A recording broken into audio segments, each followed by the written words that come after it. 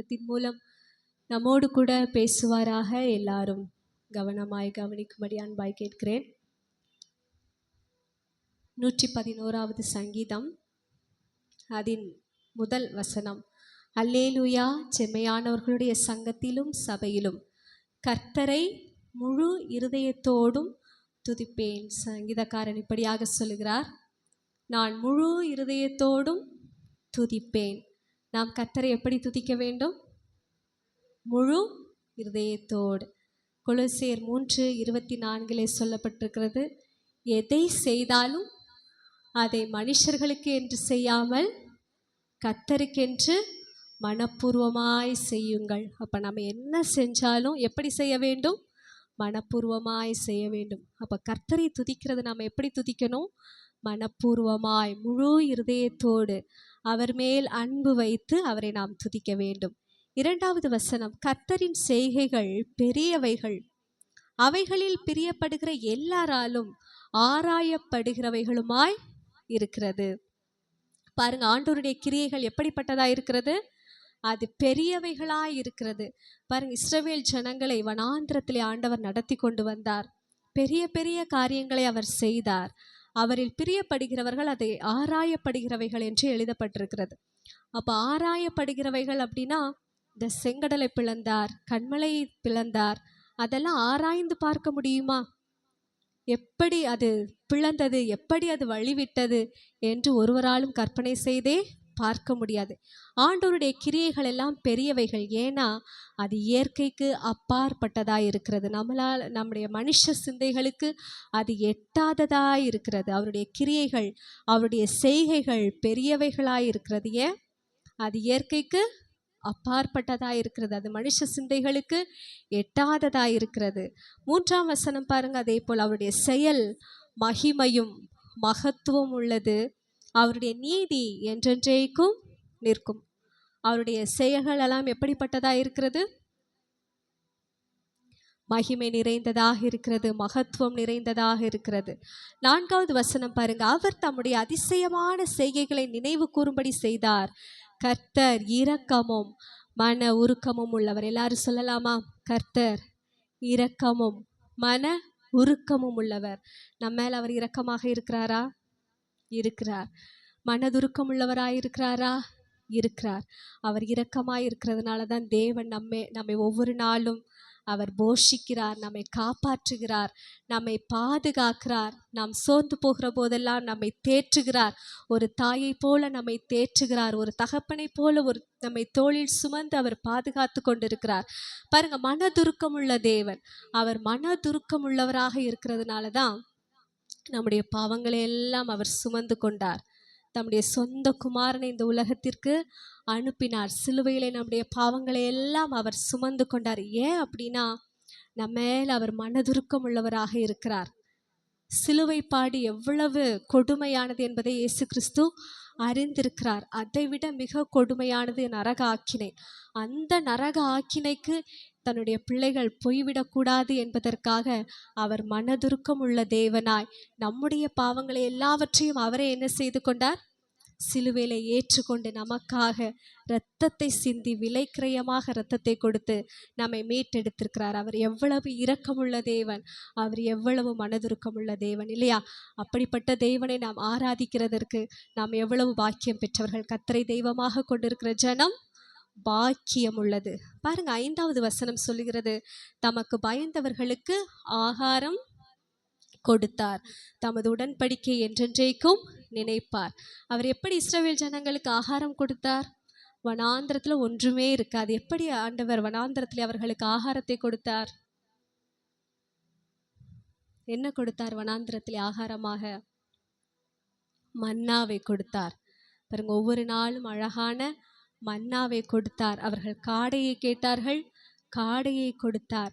இன்றும் அவர் நம்மை போஷிக்கிறார். நம்முடைய தேவைகளெல்லாம் அவர் நமக்கு அழகாய் சந்திக்கிறார். தமக்கு பயந்தவர்களுக்கு ஆகாரம் கொடுத்தார். 6ஆம் வசனம் பாருங்க, ஜாதிகளின் சுதந்திரத்தை தமது ஜனங்களுக்கு கொடுத்ததினால் தமது கிரியைகளின் பலத்தை அவர்களுக்கு தெரியப்படுத்தினார். தாம் எவ்வளவு வல்லமை உள்ள தேவன் என்பதை இஸ்ரவேல் ஜனங்களுக்கு காண்பித்தார். ஏன்னா ஜாதிகளின் சுதந்திரம் எது? கானான் தேசம். கானான் தேசத்துல பலவிதமான ஜாதியான ஜனங்கள், கானானியர், எபூசியர், இப்படி பல ஜாதி ஜனங்கள் அதில் இருந்தார்கள். ஆனால் அவர்களை எல்லாரையும் முறியடித்து தேவன் அந்த ஜாதிகளின் சுதந்திரத்தை யாருக்கு கொடுத்தார்? இஸ்ரவேல் ஜனங்களுக்கு கொடுத்தார். கானான் தேசம், பாலும் தேனும் ஓடுகிற தேசத்தை, அந்த அழகான தேசத்தை தம்முடைய ஜனங்களுக்கு அவர் தம்முடைய ஜனத்தின் மேல் வைத்த பிரியத்தின் நிமித்தம் அவர்களுக்கு அவர் சுதந்திரமாக அதை கொடுத்தார். 7ஆம் வசனம், அவருடைய கரத்தின் கிரியைகள் சத்தியமும் நியாயமுமானவைகள், அவருடைய கட்டளைகள் எல்லாம் உண்மையானவைகள். இந்த வேதத்துல அநேக கட்டளைகள் கொடுக்கப்பட்டிருக்கிறது, ஆண்டவருடைய வார்த்தைகள் கொடுக்கப்பட்டிருக்கிறது. எல்லாமே சத்தியமானவைகள், உண்மையானவைகள். மத்தேயு 5:18 எடுத்து வாசிங்க. மத்தேயு எழுதின சுவிசேஷம் 5ஆம் அதிகாரம் 18ஆம் வசனம். ஒருவர் வாசிக்கலாமா? வானமும் பூமியும் ஒழிந்து போனாலும் நியாய பிரமாணத்தில் உள்ளதெல்லாம் நிறைவேறும் அளவும் அதில் ஒரு சிறு எழுத்தாகிலும் ஒரு எழுத்தின் உறுப்பாகிலும் ஒழிந்து போகாது என்று மெய்யாகவே உங்களுக்கு சொல்லுகிறேன். இந்த நியாய பிரமாணத்தில் எழுதப்பட்டிருக்கிற அத்தனை காரியங்களும் நிறைவேறும் அளவும் அதில் ஒன்றுமே ஒழிந்து போகாது என்று சொல்லப்பட்டிருக்கிறது. பாருங்க, வானம் ஒழிந்து போகலாம், பூமியும் ஒழிந்து போகலாம், ஆனால் அவருடைய வார்த்தைகள் ஒன்றுமே ஒழிந்து போகாது. இந்த தீர்க்க தரிசனமாக எழுதப்பட்டிருக்கிற அத்தனை வார்த்தைகளும் நிறைவேறியே தீரும். அது யாவும் உண்மையுள்ளவைகள், அவைகள் சத்தியமானவைகள், அவை என்றென்றைக்கும் நிலைத்திருக்கிறவைகள், அவைகள் உறுதியானவைகள், அவைகள் உண்மையும் செம்மையுமாய் செய்யப்பட்டவைகள்.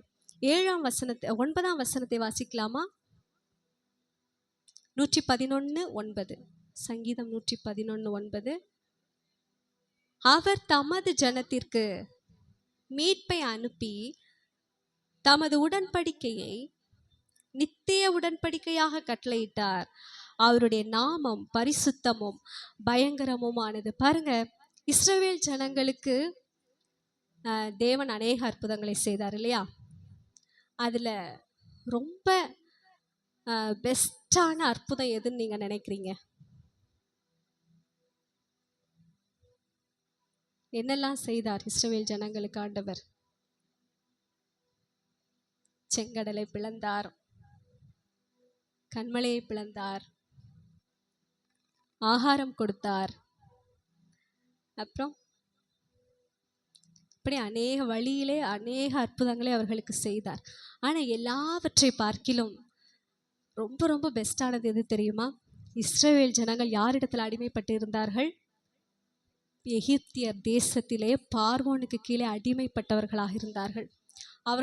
அவர்களை விடுவிக்க ஒருவராலுமே கூடாது, யாருமே அவர்களை விடுவிக்கவே முடியாது. அவர்கள் பயங்கரமாக கஷ்டப்பட்டு கொண்டிருக்கிறார்கள். அவர்களுடைய கூக்குரல் தேவனுடைய சமூகத்தை எட்டினது.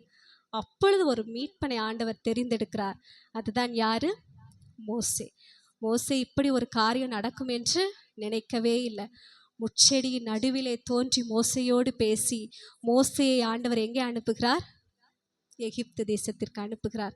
மோசே இப்படி நம்மை காப்பாற்றுவான் என்று இஸ்ரவேல் ஜனத்துல ஒருத்தர் கூட நினைத்திருக்கவே மாட்டாங்க. அப்படிப்பட்ட நேரத்துல மோசே ஜனங்களை எல்லாரும் அந்த பார்வோன் கைக்கு விடுதலையாக்கினான். பாருங்க, அதுதான் அவர்கள் பெற்றுக்கொண்ட மிகப்பெரிய அற்புதம். ஹல்லேலூயா. அதே போலதான் நமக்கும் பாவத்திலிருந்து மீட்பே கிடையாது. அப்படிப்பட்ட நேரத்திலே தேவன் பிதாவாகிய தேவன் தம்முடைய குமாரனாகிய இயேசு கிறிஸ்துவை மீட்பராக நம்மை மீட்கும்படியாக இந்த உலகத்திற்கு அனுப்பினார். அவருடைய இரத்தத்தையே சிந்தி நாம் இன்றைக்கு அவருடைய பிள்ளைகள் ஆகும்படியான பாக்கியத்தை நாம் பெற்றிருக்கிறோம். தேவன் நமக்கு நித்திய உடன்படிக்கையாக ஒரு வாக்குத்தத்தத்தை கொடுத்திருக்கிறார். என்ன வாக்குத்தத்தம்? நித்திய ஜீவனை கொடுப்பேன் என்று சொல்லியிருப்பதே அவருடைய வாக்குத்தத்தம். அந்த வாக்குத்தத்தம் உள்ள தேசத்திற்கு நம்மையும் அவர் என்ன செய்து கொண்டிருக்கிறார்? ஆயத்தப்படுத்தி கொண்டிருக்கிறார். 10வது வசனம் பாருங்க.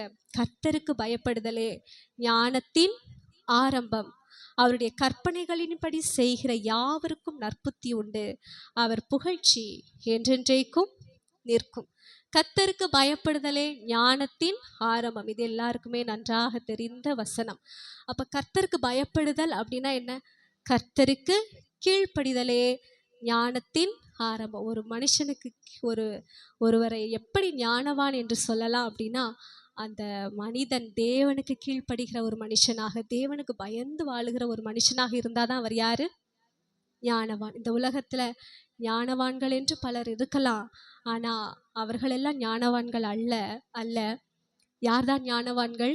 யார் ஒருவர் கர்த்தரை தேடுகிறார்களோ, அவருடைய பிள்ளைகளாய் ஜீவிக்கிறார்களோ, அவருக்கு கீழ்ப்படிந்து வாழ்கிறார்களோ, இந்த சத்தியத்தின்படி நடக்கிறார்களோ, அவர்கள்தான் ஞானவான்கள்.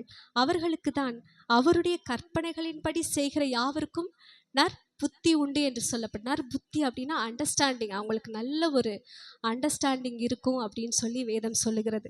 ஞானவான்களுக்கு நல்ல புத்தி உண்டு என்று சொல்லப்பட்டிருக்கிறது. அப்ப ஞானம் என்றால் என்ன? ஒரு காரியத்தை கற்றுக்கொள்ளுகிறது என்னது?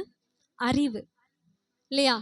ஒரு காரியத்தை கற்றுக்கொள்ளுகிறது அறிவு. ஆனா அந்த காரியத்தை செயல்படுத்துகிறது தான் என்னது?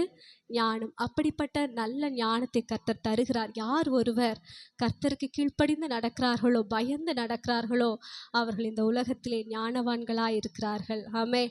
அவர்களுக்கு தான் நற்புத்தி உண்டு.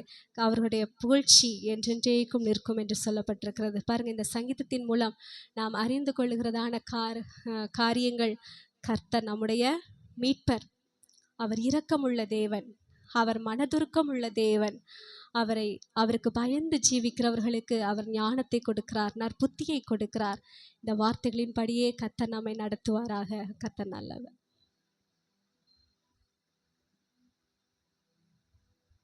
தேவன் கொடுத்த நல்ல சங்கீத பாக விளக்கத்திற்காக தேவனை ஸ்தோத்தரிப்போம்.